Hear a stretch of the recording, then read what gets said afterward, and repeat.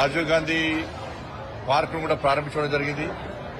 ఇప్పుడు కూడా integrated market దాదాపు 14.5 కోట్లతోని 1.5 ఎకర్లో ఈ అద్భుతమైన మార్కెట్ కూడా ఈరోజు ప్రారంభించుకోవడం జరిగింది.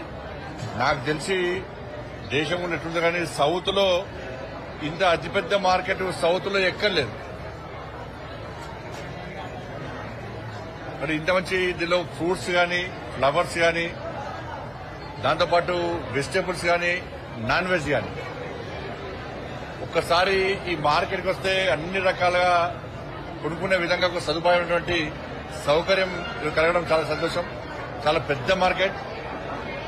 దాంతోపాటు ఇంతకుముందు గవర్నర్ కమలాకర్ గారు వారు శాసనసభ్యులు చెప్పినట్టు కరీంనగర్ లో ఇంకా అనేక ప్రాంతాల్లో ఇటువంటి మార్కెట్స్ నిర్మించాల్సిన అవసరం ఉంది.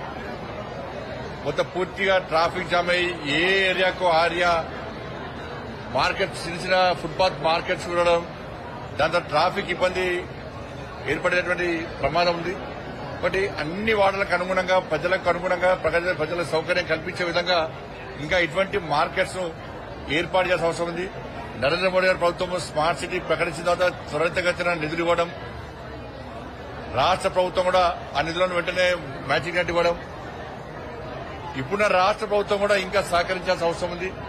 గతంలో జరిగిన తప్పుదాలను సరిదిద్దుకుని అందరం కలిసి ఈ స్మార్ట్ సిటీ ఇంకా పూర్తి పెండింగ్ ఉన్నటువంటి ప్రాజెక్ట్స్ అన్ని కూడా పూర్తి చేయాల్సిన అవసరం ఉంది.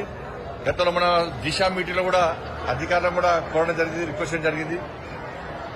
ఎట్టి పరిస్థితుల్లో ఎక్కడ పనులు ఆపే ప్రయత్నం చేయకుండా నిధులు ప్రభుత్వం పూర్తిగా కేటాయిస్తున్నది, రిలీజ్ చేసింది.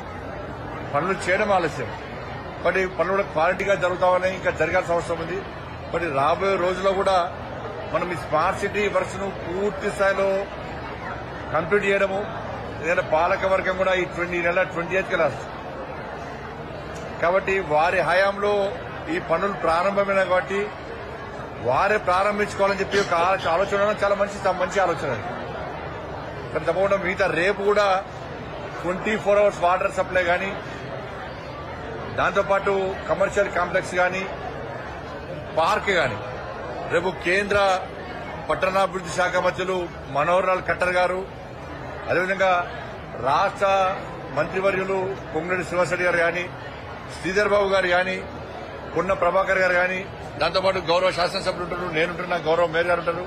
అందరం కలిసి కూడా రేపు 10:30కు జరిగేటువంటి ప్రారంభమైన అభివృద్ది కార్యక్రమాలు కూడా ప్రజలందరూ పాల్గొనాల్సిందిగా అందరికీ అప్పీల్ చేస్తూ, ఇది కేవలం అభివృద్ది కార్యక్రమాన్ని రాజకీయాలకు అతీతంగా జరుగుతున్న అభివృద్ది కార్యక్రమాలు కాబట్టి అందరం కలిసి రాబోయే రోజుల్లో కూడా ఏదైతే స్మార్ట్ సిటీగా ప్రకటిస్తామో ఇంకా అందంగా తీర్చిదిద్దే విధంగా మేమందరం కలిసికట్టుగా కృషి చేస్తామని చెప్పి అందరికీ విజ్ఞప్తి చేస్తూ, వరంగల్ ను కరీంనగర్ ను స్మార్ట్ సిటీగా ప్రకటించిన తర్వాత వరంగల్ కంటే ఎక్కువ అద్భుతంగా అతి తక్కువ సమయంలో ఎక్కువ అభివృద్ది జరుగుతున్న నగరం ఇవాళ కరీంనగర్ కార్పొరేషన్.